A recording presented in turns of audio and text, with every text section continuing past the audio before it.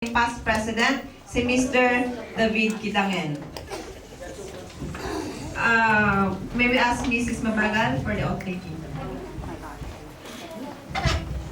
Please raise your right hand and repeat after me.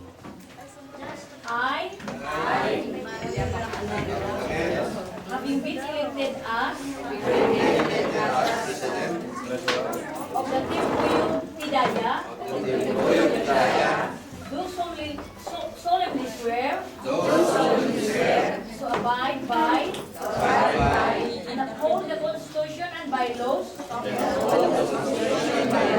this organization, to perform my duties to the best of my ability and capacities, without fear or favor, with the aim in view of furthering the purpose of this organization, and advancing the interests of the community to which it is dedicated, and to conduct myself in a manner befitting a good and true Tagadaya,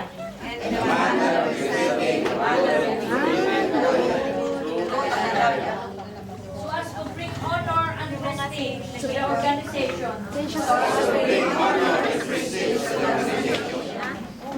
and that I take this pledge without mental reservation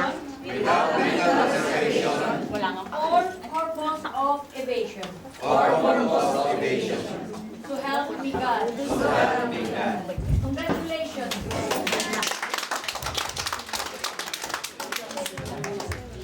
Maraming salamat po. Congratulations sa mga officers.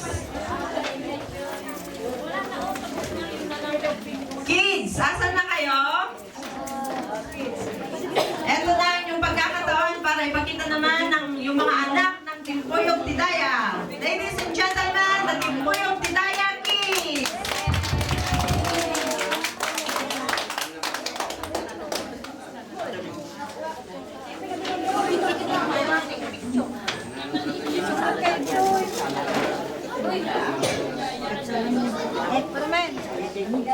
Superman.